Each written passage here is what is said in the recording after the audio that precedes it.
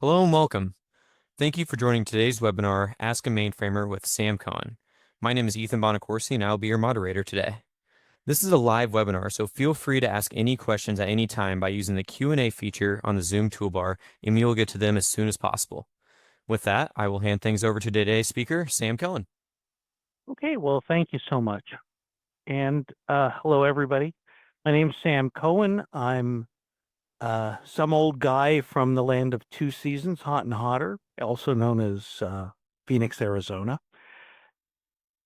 I've been asked to discuss. I know those of you who are have been seeing IBM and some businesses around Illinois. I think it was last week, discussing mainframes, IBM Z, all this fun stuff. And there might have been some questions you wanted to ask. So I said, hey, I'll tell people about what I did, my background, and see if some of the stuff that I've done might pique your interest because I'm not going to be around forever. And there's an awful lot of people and a lot of businesses that are looking for that next generation to be coming. So let me just explain my background a little bit, assuming that I can get Zoom to work for me. Usually it doesn't, but that's okay. Now, I've been working with computers since before PCs really became popular. One of my buds in the Air Force had something called an Altair, and you programmed it through dip switches, basically just little toggles.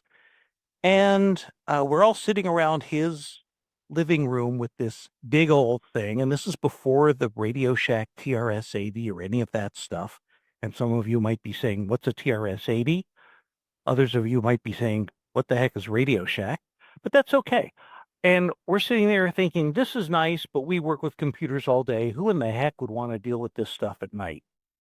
Little did we know. But I got my start. I was a math major at the University of Arizona, and I was in the Air Force. I was on an ROTC scholarship, so I was doing air defense work, which I thought was in Colorado Springs, which I thought would be cool. Instead, I'm native of Tucson, and I joined the Air Force, and they sent me to Phoenix. Oh, well. After that, I worked on flight management computers, for these are centralized computers to coordinate all the other computers inside the current generation of Boeing aircraft and Airbus. And they were first coming out. I was taking code drops, converting them for use in flight simulators. It's a lot of fun. But I joined IBM in 1983, first working in what was called real-time environments with submarine systems. Then after 4 years of that, I went into the commercial side, working. A person was looking for somebody to come in and take over for him. So I took on working on what was going to be two of, at the time, four operating systems for these things called mainframes. And now there are five operating systems for mainframes. And we looked up for a lot of folks. For me, it was cool. And over time, I continued doing this. Today's term is infrastructure engineer. At the time, it was systems engineer, focused on the hardware, focused on the operating environments, help people get current. For that, I had to learn a lot about their work, the kind of work they did, and details about the operating environment, how it all worked together. And I eventually became a first line manager, but I continued doing this type of consulting work for customers now, as opposed to a free resource that was built into the cost of the hardware. It was now an add-on. I finally retired after about 30 years, joined LRS in 2013, pretty much doing the same kinds of things I was doing technically with IBM back then. Now I'm a technical team lead for a team of folks who work on these systems, and been watching the change and where the industry has been going all over an awfully long time. Now, for those of you who are going to school when I was going to school at the U of A, there was no undergrad in computer science. There was graduate work, but it was the graduates, and they were the only ones who got terminals. The rest of us had punch cards. Shows where that was. But really, I'm not sure if you're really interested in what's going on the application side, maybe on the infrastructure side, maybe other areas. I've dealt with all of it. I can give you my own perspective as somebody who focuses on infrastructure. That's kind of my first love because I do a lot of problem solving. I'm doing a lot of architecting, engineering in a broad arena. I'm not focused on a particular business process.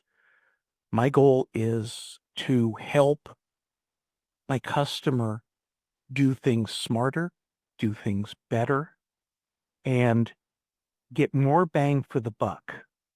Because to just reinvent the wheel is very expensive, and you lose an awful lot of all that time and energy that was spent making a business system work for that company. You might say, well, why don't you just buy a package? And certainly that's an alternative.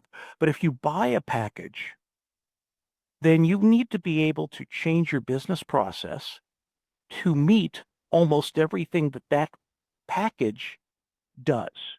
It may not do things the same way. The user interface may be different. Now, if you're going to spend some time modifying the user interface, which is what you might want to do, if you're going to spend more than about 15% in the estimated cost of the package toward customizing it, it may not be worth buying a package. And if you're not going to adopt the business principles and the business processes that they're coded to, then it's really going to be a major struggle to get it to work if it works at all. So application development, that's the stuff I did in the Air Force, stuff I did with submarines, stuff I did with avionics, really were business applications. I did find that I wanted to move to something differently because, again, as I've sort of mentioned, I prefer helping businesses do things better and smarter with what they have and making changes where it makes business sense. But I tend to be more of a function over form person. If you've ever worked with Linuxes, Unix, what you might find is that you're using graphics or other user interface tools for a while, but you might, as you really get knowledgeable in what you're doing, you might just want to get to a command line or do things that way. I do have some thoughts regarding AI, cloud, et cetera, but I think it's best that it'll come out of our conversations. So what I'd like to do now is just hear from you guys. So I'm going to move away from Genie and Aladdin and just come to here. And do we have a particular process involved for people that would like to ask questions? Do we raise hands? Do they just speak up? How do we work this, Ethan? Yeah, so anyone that has a question can go ahead and throw it in the Q&A toolbar at the bottom. But I have a couple questions here that we can start out with if you want to go ahead and answer a couple of these. Sure. So here's a question. I have an Oracle SQL and a CompTIA Network Plus certifications. Is there any equivalent credentials I could work on to help me get a job in mainframe programming? Well, this comes down to let's look at Oracle. Oracle databases run natively on IBM mainframes. Primarily, it is kept up to date. There are older ones that run under one of the operating systems called ZOS, but they run natively on Linux. And Linux on IBM Z is just Linux on another server. There is one slight difference, and that is it's what's called a big endian system, ENDIAN, not somebody from India. And as opposed to the x86 world, which is little endian, that may affect impact if you're doing direct calculations But it really doesn't matter when you're talking to a database management system. Oracle is Oracle is Oracle. What you will find is that in today's world, what folks who have moved Oracle, people who have moved Oracle to Linux on IBM Z have saved an immense amount of money because of the way Oracle charges its software licensing, which is based on the number of cores. Now, generally, an IBM Z, you can run easily 90, 95, even 100% busy, and it is not a problem. On an x86 or other type of machine that was never designed from the get-go as a server, generally after about 35, 45% of busy, it begins to get bogged down. That kind of architecture requires a lot of white space, especially for things like context switching. Whereas IBM Z, as it is designed as a server, can use up all that white space between some apps and some processes to allow other processes to run. So, for example, it's very easy for taking a workload that might take 12 Intel cores to fit on one IBM Z core. And you then, if you're paying per core, you're now paying for one core and not for 12. The other piece that comes into play here is that the level of granularity of this environment is so much finer than you find on other platforms. Your granularity at processor utilization is not all or nothing. You can go down to 1% or more. There's ways to tune it. You can dynamically tune it. Your memory is at the megabyte or gigabyte levels, usually the megabytes, and you can have the key here is that you give a product, a business process, what it needs. You don't give it more than it needs. That does mean that to do this right, you're tuning. Tuning is not a one-time exercise. You want to tune things up because what it's doing may change. But there are also tools that can help monitor and make that adjustment as you, as a manager of performance, can help work with these tools to set those rules. One of the other interesting things about this platform is you really are talking about rule-oriented, process-oriented.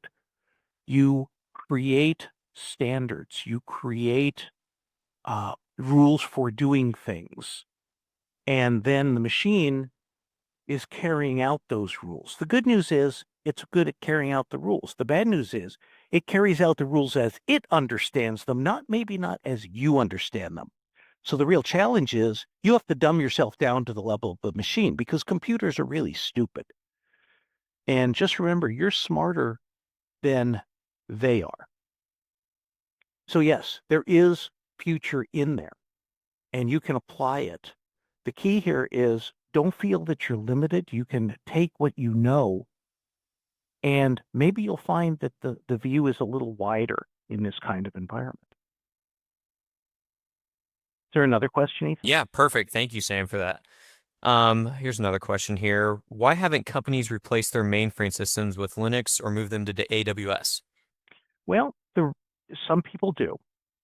I mentioned a little earlier about an immense amount of business process. No two businesses run their business the same way. It may be because they might be in the same kind of business, but maybe not quite. They might have a little specialization that's a little bit different from somebody else. They might want to do things differently. It might be um, the desire. Yep. People things get in the both get in the way and get into contribution. The people that come up with the sort of start a company, have an idea in mind. And well, if you look at fast food, I know, really, you have McDonald's, Wendy's. I'll just use those two. You might have The Habit. You might have uh, Five Guys. You have different layers of burger makers. So if you put the two biggies together, which would be McDonald's and Wendy's, they don't do things the same way. They have some way in which they have out uh, outdone the other in a certain way. You can think of something visual like a round burger versus square burger. You might think about a McFlurry versus a Frosty. Kind of the same things, kind of different. Similarly, their business processes may not be the same. And as a result, they've developed their own business logic and their way of doing business tailored just for them. Now, if you invest all this time, decades, in a lot of these cases, of it's not a one and done, constant tweak, constant improvement, constant new, new things come in, new markets, new ideas. What if we can apply what we do with beef to chicken? What if we do to this? You'll see this in places where they're trying different things, and they'll try it for a little while. They might try it in a test market. If they're going to roll it out, there's a whole lot of things that have to go on to make it rolled out, but they've had experience at doing this in the past. It's going to be exceedingly difficult to recreate that on another platform. And there's a whole variety of different reasons. One, let's assume you're not going to build your own package. Or I'm sorry, you're not going to buy a package. You're going to build your own because you know what your process is. Well, odds are they've written it in one of three ways. They've written it in COBOL, which was a common business-oriented language, PL1, which is Europeans. COBOL is to the US as PL1 is in Europe. Maybe they wrote it in assembler, so it would run the fastest because the higher level languages depend on optimizers, but optimizers have improved over time.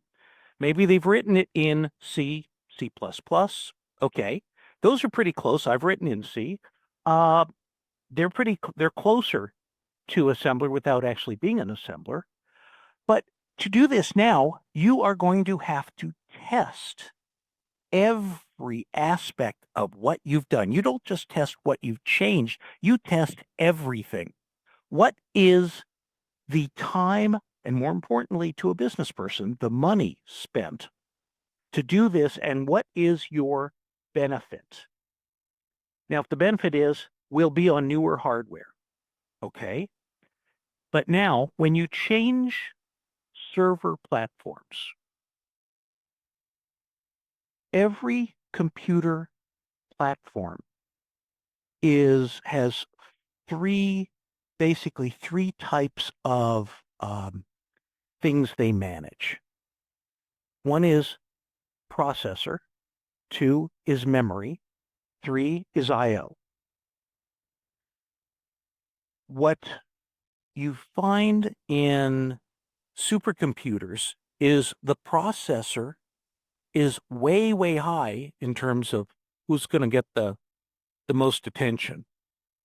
Memory, secondly, I/O generally, and this is going out, and I'm talking about I/O, could be between cores, between engines, but also could be going out, however it goes out, to where its data is held. Network, storage devices like disk or NVMe, which looks like disk, different places where you keep data.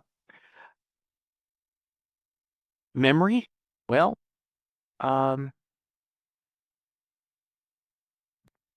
the memory management, and by the way, the processor management, the ultimately takes time.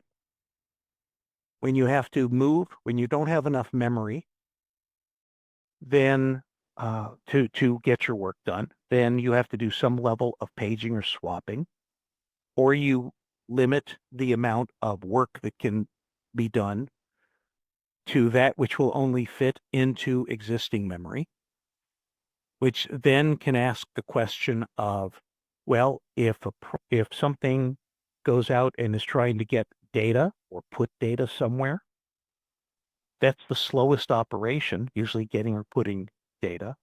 And that will take the most time, in which case the machine is doing nothing else but waiting for the I/O to complete. It could be doing something else, but you don't want to have to manage the memory, which is going to take time, less time than I/O, but still time. And in the meantime, by the way, processors, the more processors you have, the more time an operating system has to take to manage that dispatchability. Even if you're doing some stuff in parallel, there is still a price to management. So having, and this is where a lot of this stuff breaks down, large central systems are really heavy duty I/O compared to all the other platforms. They're good at multiple tasks because and the memory management, and especially IBM Z, because it has many processors away from your general purpose or your problem solving processors. Case in point, the IBM Z, the current generation, actually has a coprocessor that coming out. It'll be available in 2 months, but it's announced and they're getting ready for AI. They're not using or trying to reuse a graphics processor for something it was never designed for. We also have specialty processors like crypto. That's why we're quantum safe right now. That's why this is a system designed, again, as a server. So can you, if you've read, if you want to manage your company by reading this month's Forbes and thinking you want to change your entire way of doing business because of an article in Forbes, I think you'd probably get laughed out of the boardroom. It doesn't mean that you wouldn't want to consider it, but you don't go changing what you've been doing. Now, why would I want to go to a mainframe? Well, let's see. Some of you might know that the data centers are going up all over the place. I had some work at a data center just west of O'Hare. I was just outside of Dulles Airport in Washington. There's data centers all over the place. They're here in Phoenix. There's a lot of concern over too much water, too much power, consumers getting stuck with the bills, consumers not at the data center level, but individual homeowners, apartment renters. When there is no one size fits all, there's best fit. And while it might seem like a good idea, you can be like Southwest Airlines and have everything in your fleet just a 737. It makes the maintenance a little easier. But on the other side, you might have to have a heck of a lot more planes if you have too many people going in one-to-one from point A to point B at one time. And that decision has limited your growth. Now, what would happen if you could suddenly now fit in a Dreamliner because you have the demand? So there's, as you see, there is a combination of choices here. Sometimes you might want to go, would I go to the cloud? People are coming back off the cloud now. The big joke, it's great. I love it as a place for long-term archival. It's relatively inexpensive. But try retrieving that data and look at the real costs involved. Look at the time to put something up or down. This is where the concept of hybrid cloud. By the way, if cloud seems to be a big deal, cloud, if besides it being a marketing term, not unlike AI, not unlike client server, not unlike top-down structured programming, I do think top-down structured programming was a big deal because it got you out of straight line programming and it allowed for concepts to come like, quote, client server. Cloud is somebody else's computer. It's all it's ever been. Back in the 50s, back in the 70s, back all of this time. You sat at a terminal. It's a workstation. It's a user interface. And you're working on somebody else's computer, your IT departments, your central operations, somebody, maybe your companies, maybe your school had a central machine, but it was always somebody else's computer. It was the introduction of the PC where all of a sudden people had a central computer of their own, which is cool. But the problem with these machines, it's sort of like having a car. You have to take care of it. If you don't take care of it, it'll take care of you. So you try to have the car not break down as often by doing routine maintenance. If you didn't have a car, you wouldn't have the routine maintenance. If you rented a car, you don't have the routine maintenance. So when it's somebody else's machine, that can save an awful lot of the issue. The challenge with cloud is there's an environmental cost, of course, but there is a financial cost because these folks are out there making money and they have a huge amount of infrastructure and you spread it out. And in the meantime, can you get the results you want at the price you're willing to pay in the time frame in which you need it? It might not be as simple as, well, let's see, I'm a techie. I'm not in sales. So it makes life interesting.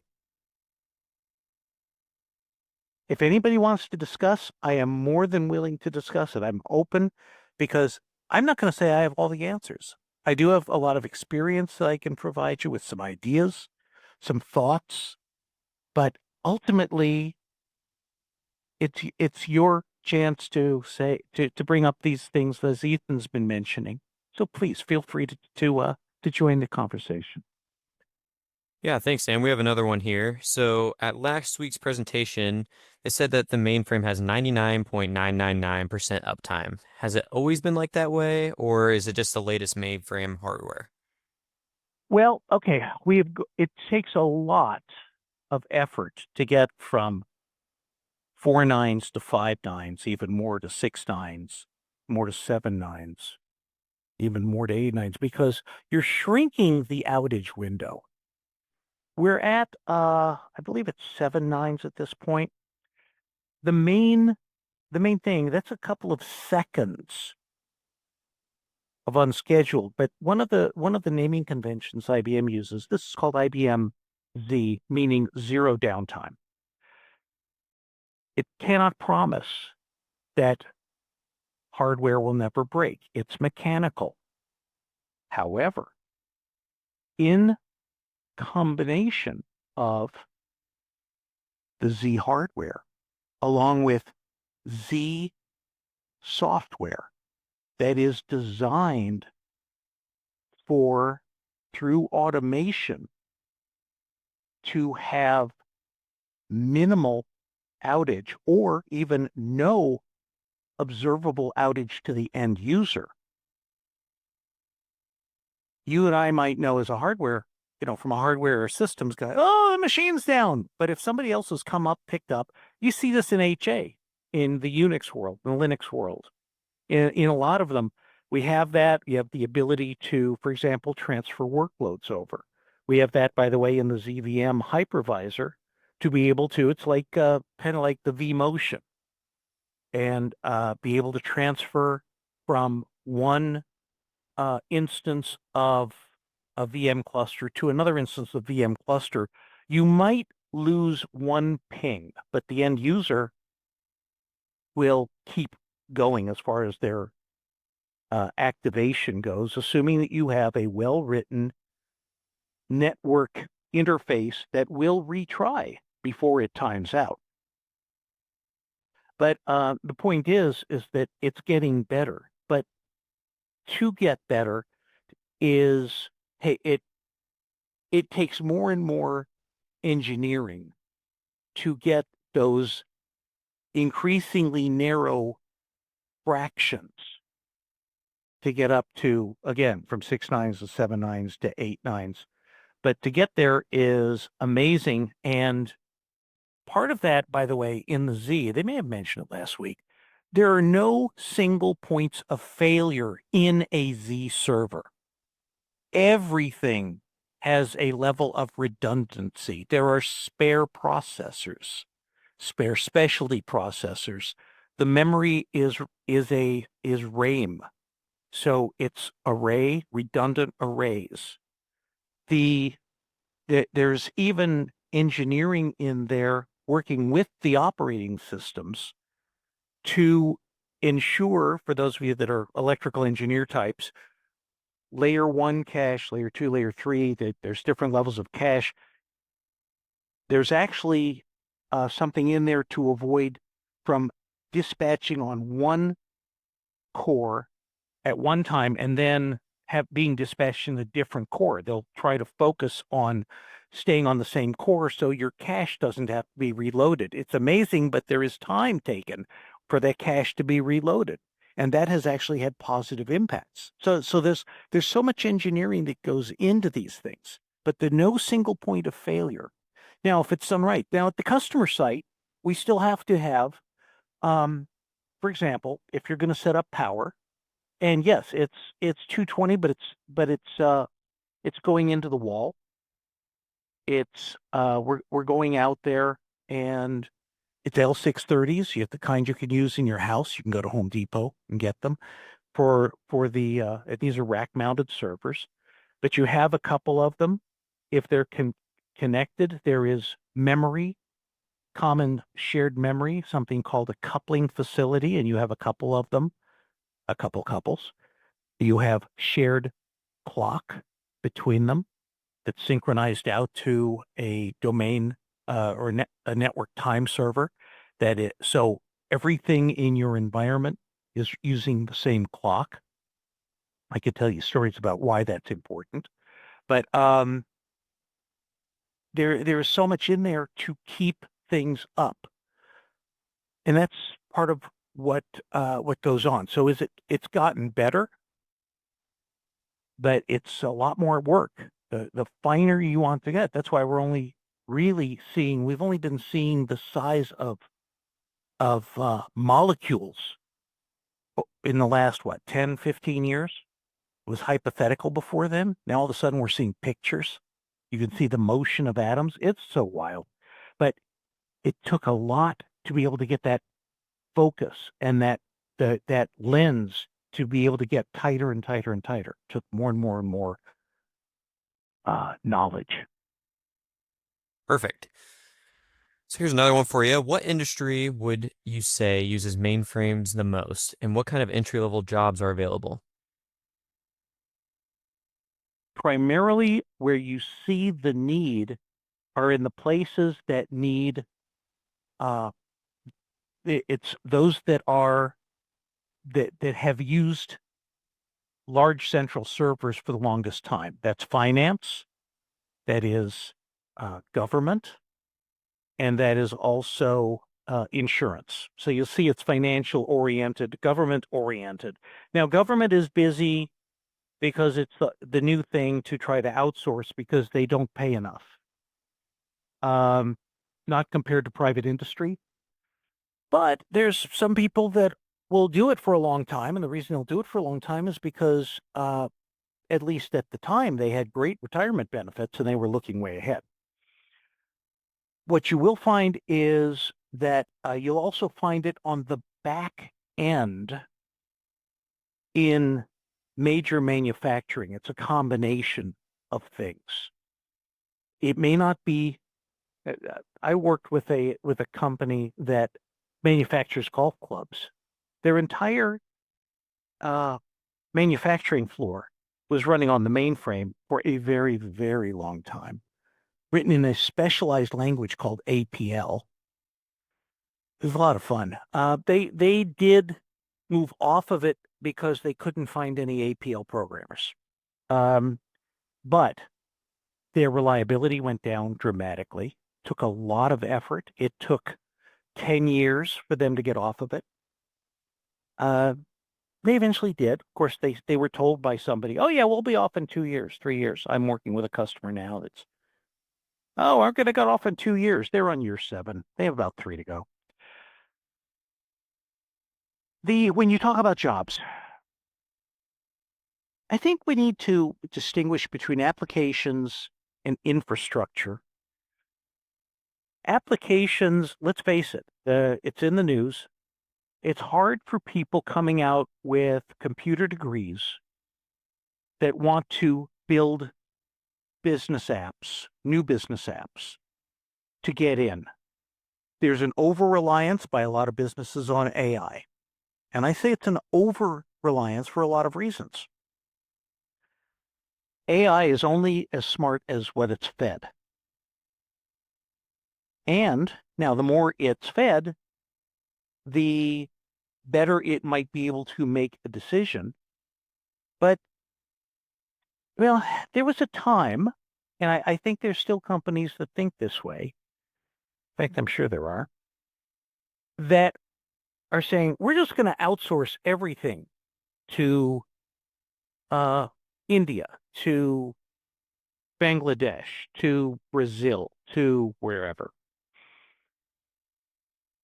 They ran into two really, really big problems that took a long time, and I'm not convinced that they're all solved. They've gotten better, but one of them is cultural.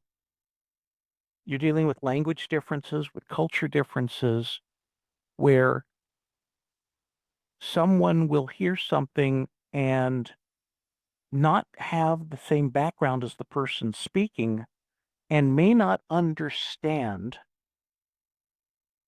quite what is being asked. So you may get a nod. It might not mean I understand you. It might mean, well, I see you're speaking, but I'll have to figure this out later. And then it might be, or there might be a focus on certain words and forgetting others. Hard to tell. But the culture is a challenge. And so a lot of businesses then found they had to take senior people and send them over or put them full-time in charge to make sure that the word was getting out in a culturally appropriate way to get through what was being asked. What I see for people that are going to get into where AI is going to do all this coding, oh, if it's repetitive. Well, if it's repetitive, then if you're doing something repetitive,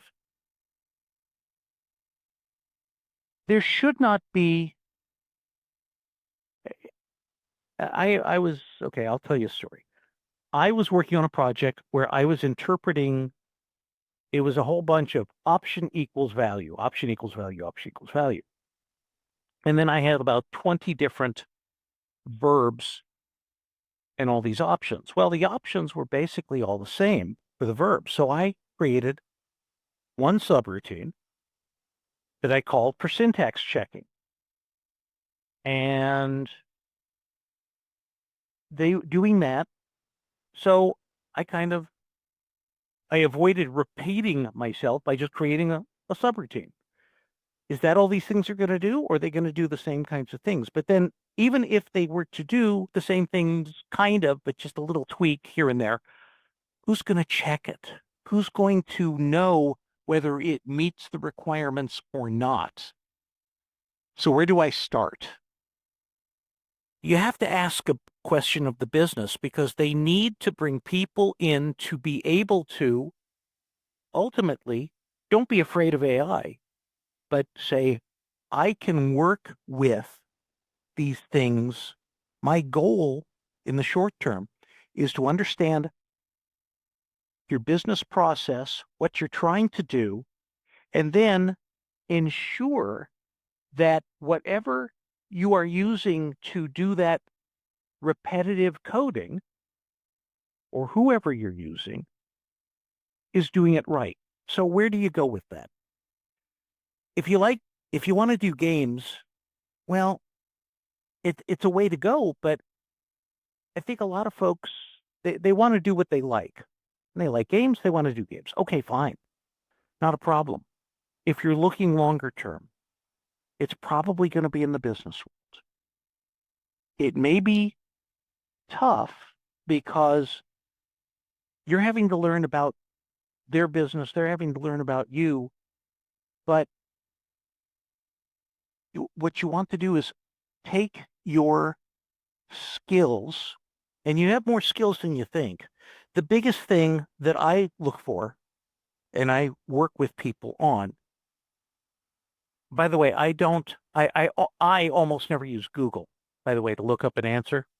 And the reason for that is because I would have to formulate the question so specifically because I'm working with a particular release or version of software. I'm working on particular hardware. So I tend to go to the manufacturer's documentation. When you're working with IBM, infrastructure documentation, every error message is documented. If it isn't, there's a problem. And it tells you not only what caused it and what the ramifications are, but also it gives you either hints or direct solutions as to how to fix it. This is where you have to look to fix. Then you do a Windows update and it gives you some obscure code that could mean a gazillion different things. Don't even know where to start. I'm very spoiled, sorry. But I would say with your new, keep your eyes open. Practice problem solving. I I don't know about you guys. I love Sudoku because if the puzzle is created correctly, there is one and only one right answer. And it's all logic. There was a game called Mastermind or a game called Facts and Five. These are some old games. There's current generations of these kinds of logic games where old build up on the new. I think Wordle is an example.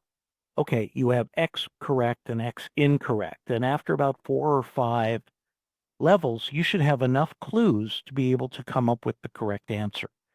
But it's all logic because computers ultimately are nothing but logic. And given the exact same circumstances of inputs and stimuli, except where the programming may have been changed due to improvements in neural networking, and that's a different topic. But problem solving is critical. Opening a book physically or electronically is critical. Vendors, you've probably noticed IBM documentation is nothing that you learn from. They're reference guides. But knowing what I've learned in all my classes that I've taken is where to look. So Hey, Sam, be willing to get in there. Yeah. we're running a little low on time here. I'm gonna jump in and we'll do one more question here. Is assembler or COBOL class more important for me to take um, to get a job at a large mainframe company, or do I need both? Um, well, if you want to do application programming, it's more likely that's going to be COBOL or PL1 if they're European. That's I can do bad code in any language. It's bad logic that'll bite me. Assembler is helpful in operating systems like ZOS, but they're trying to move away from it too and use much more procedure languages. By the way, if you know Git, if you know Python, that stuff's out there in the ZOS world. Containerization, both Red Hat, Ranch, all the others, either under Linux or, and the Linux can be running under a hypervisor like KVM or ZVM, or you can run it natively in a logical partition, or you can even run Linux containers directly under ZOS, which is the big monster operating system that people very much specialize in there, but you want to keep your eyes open because it's people that can see and build the bridges to the different groups that can succeed best. It depends who you're trying to get through in HR. Because let's face it, that's if you have COBOL and you want to do application programming COBOL. Assembler could be applications, but more likely infrastructure, if that intrigues you. If you'd like to discuss more about infrastructure, I think there's better opportunities because just like plumbers aren't going to go away, the guys who put this stuff together, generally, it's very hard for them to have the physical infrastructure next door to you, and they're 6,000 miles away. On the day-to-day stuff, probably. But when push comes to shove, and somebody has to actually put these things together and make it work, you have physically hands-on to the machines. Perfect. Thank you, Sam. Do you have any quick final thoughts or anything like that that you'd like to um, discuss? Well, I do on this right here is my email. You're welcome to email me directly. I'm also in LinkedIn. Um, this I would just say thank you for considering this. There are needs for people. Uh, Applications, entry level is tough, but businesses are late to the game, but they are looking for help now. And again, as I mentioned, I can figure out I can put bad logic into any language. The important thing is good logic, good problem solving, and if you enjoy both working with others and helping to solve problems, and more importantly, learning from each other, that's the biggest that's the biggest satisfaction that I get from this. Helping businesses work better, helping my teammates learn more, I learn more from them, and we all come out uh, with satisfaction. Where our satisfaction, money is important, but the real satisfaction is inside. Thank you so much, Sam, for sharing your expertise with us today. And thank you to everyone who joined and participated in the session. We hope you found today's webinar helpful and insightful. And on behalf of our team, I'd like to thank you again for attending Ask a Mainframer with Sam Cohen. We look forward to having you join us for future webinars. Have a great day, everyone.